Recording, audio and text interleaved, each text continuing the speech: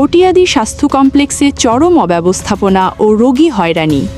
সরকারি হাসপাতালে চিকিৎসা না দিয়ে প্রাইভেট চেম্বারে পাঠানোর অভিযোগ ডেন্টাল সার্জনের বিরুদ্ধে।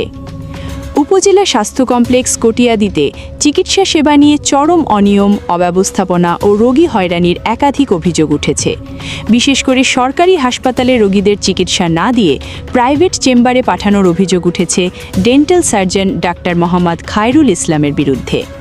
ভুক্তভোগীদের অভিযোগ, হাসপাতালের আউটডোরে দাঁতের রোগী দেখালেও চিকিৎসা না দিয়ে বিভিন্ন অজুহাতে রোগীদের পাঠিয়ে দেওয়া হয় তার ব্যক্তিগত চেম্বার এলিট ডেন্টাল সার্জারিতে। সেখানে এক্স রে ও চিকিৎসার জন্য অতিরিক্ত অর্থ ব্যয় করতে বাধ্য হচ্ছেন সাধারণ রোগীরা। রোগীর স্বজন তানহার মা, তামিমের নানি, কিরণ 18 সহ নাম প্রকাশে অনিচ্ছুক একাধিক ব্যক্তি অভিযোগ করে বলেন, হাসপাতালে চিকিৎসার সব ধরনের সরঞ্জাম থাকা সত্ত্বেও ডাক্তার খায়রুল ইসলাম ও ডেন্টাল টেকনোলজিস্ট বেবি মোদক রোগীদের চিকিৎসা না দিয়ে চেম্বারের ঠিকানা ও ফোন নম্বর লিখে দেন।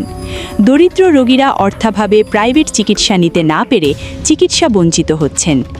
অভিযোগ রয়েছে, ওই চেম্বারে নিয়মিত থেকে 10 মে পর্যন্ত বিভিন্ন সময় হাসপাতালের জরুরি বিভাগে গিয়ে দেখা যায় কর্তব্যরত মেডিকেল অফিসার অনুপস্থিত থাকায় উপসহকারী মেডিকেল অফিসার ও নার্স রোগী দেখছেন এবং প্রেসক্রিপশন দিচ্ছেন। অভিযোগ রয়েছে, অনেক সময় ওয়ার্ড বয়রাও ইনজেকশন, স্যালাইন, ক্যানিউলা ও ব্লাড প্রেশার পরীক্ষা করছেন। সাধারণ রোগীরা অভিযোগ করেন, হাসপাতালের চিকিৎসক, নার্স ও অন্যান্য স্টাফ নির্ধারিত পোশাক ব্যবহার না করায় কে ডাক্তার, কে নার্স আর কে ওয়ার্ড বয় তা বোঝার উপায় থাকে না। হাসপাতাল জুড়ে দালাল ও ওষুধ কোম্পানির প্রতিনিধিদের দৌরাত্ম্য। হাসপাতালের প্রধান ফটকের একাংশ দখল করে টং দোকান ও হকারদের বসতে দেখা গেছে। অস্বাস্থ্যকর পরিবেশে ফল, পিঠা সহ বিভিন্ন খাবার বিক্রি হওয়ায় রোগী ও স্বজনদের চলাচলেও বিঘ্ন ঘটছে। কর্তৃপক্ষের বক্তব্য মেলেনি। এ বিষয়ে জানতে একাধিকবার ফোন করা হলেও ডাক্তার সৈয়দ মোহাম্মদ শাহরিয়ার অনেককে পাওয়া যায়নি। হাসপাতাল সূত্র জানায় তিনি ছুটিতে রয়েছেন। হাসপাতালের আরএমও ডাক্তার মোহাম্মদ ঈসা খানের কাছে আউটডোরে ডাক্তারদের অনুপস্থিতি ও জরুরি বিভাগের অব্যবস্থাপনা নিয়ে জানতে চাইলে তিনি কোনো বক্তব্য দিতে রাজি হননি।